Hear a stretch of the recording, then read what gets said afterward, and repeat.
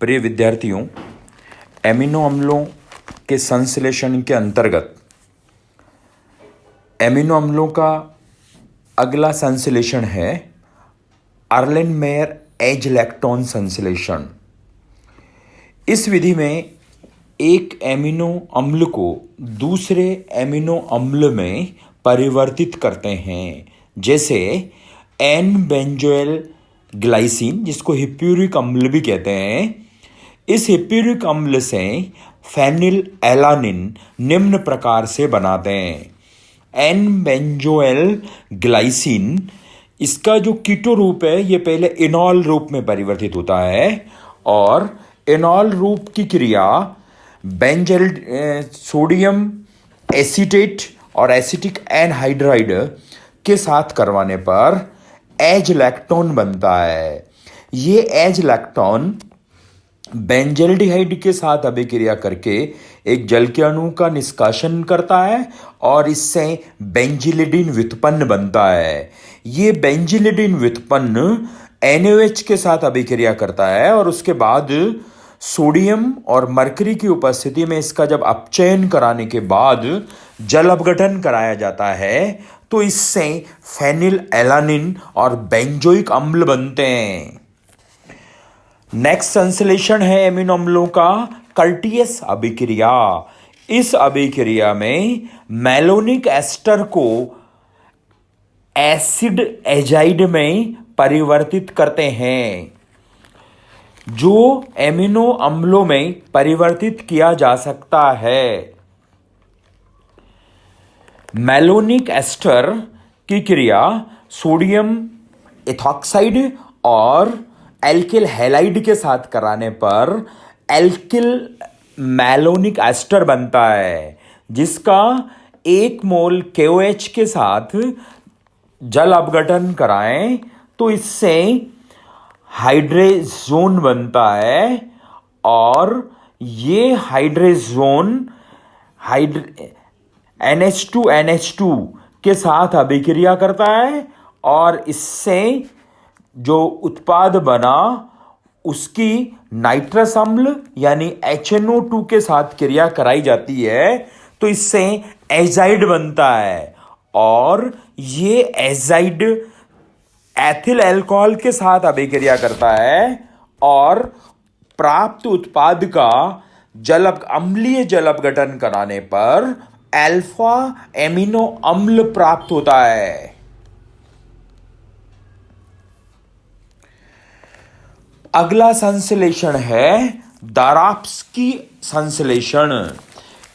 इस विधि में cyano acetic ester को निकेल तथा हाइड्रोजन की उपस्थिति में किसी एल्डिहाइड से संघनित करवाते हैं, जिससे एल्किल साइनो एसिटिक एस्टर बनता है। इस पर हाइड्रोजीन व उसके बाद नाइट्रस अम्ल की क्रिया से एसिड एजाइड बनता है, जो HCl से क्रिया करके एमिनो अम्ल बनाता है। RCHO यानी एल्डिहाइड की क्रिया साइनो एसिटिक एस्टर के साथ करवाते हैं निकेल उत्प्रेरक और हाइड्रोजन की उपस्थिति में, तो इससे एल्किल साइनो एसिटिक एस्टर बना जो हाइड्रोजीन के साथ अभिक्रिया करके और उसके बाद नाइट्रस अम्ल के साथ अभिक्रिया करता है, एजाइड बनता है और इसकी क्रिया अल्कोहल और HCl के साथ कराएं तो इससे अल्फा एमिनो अम्ल बन जाता है। नेक्स्ट संश्लेषण, अगला संश्लेषण हाइडेंटाइन संश्लेषण। इस संश्लेषण में इंडोल 3 एल्डिहाइड की क्रिया हाइडेंटाइन से करवाई जाती है। इंडोल 3 एल्डिहाइड और हाइडेंटाइन दोनों अभिक्रिया करते हैं एसिटिक एनहाइड्राइड की उपस्थिति में, तो इससे एक जल अणु का निष्कासन होता है और ये हाइडेंटाइन इंडोल 3 एल्डिहाइड के साथ जुड़ जाता है, के साथ संघनित के साथ संलग्न हो जाता है और इसका अपचयन यदि कराएं सोडियम और अमलगम की उपस्थिति में, उसके बाद HCl के साथ अभिक्रिया कराएं तो ट्रिप्टोफैन अल्फा एमिनो अम्ल यानी ट्रिप्टोफैन बनता है। अगला संश्लेषण है बुकरर हाइडेंटाइन संश्लेषण।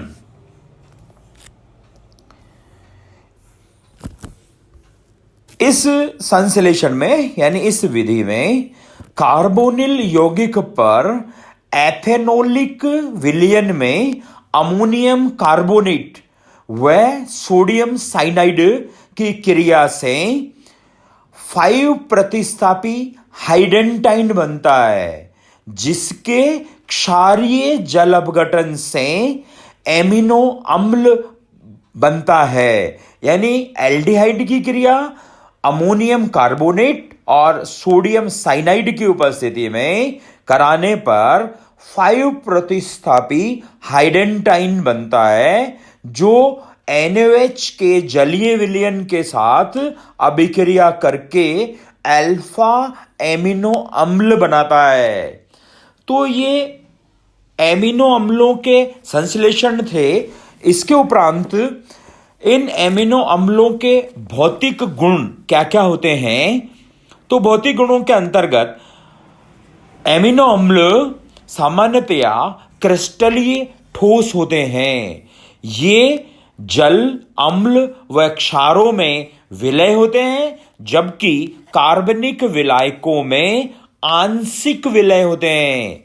इनके गलनांक उच्च होते हैं तथा ये गलनांक पर विघटित हो जाते हैं।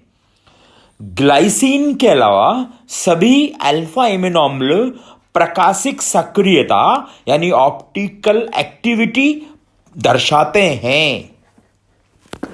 अधिकांश एमिनो अम्ल एल विन्यास वाले होने के कारण बायो एक्टिविटी यानी जैव सक्रियता दर्शाते हैं। एमिनो अम्लों के द्विध्रुव आघूर्ण यानी डाइपोल मोमेंट के मान उच्च होते हैं।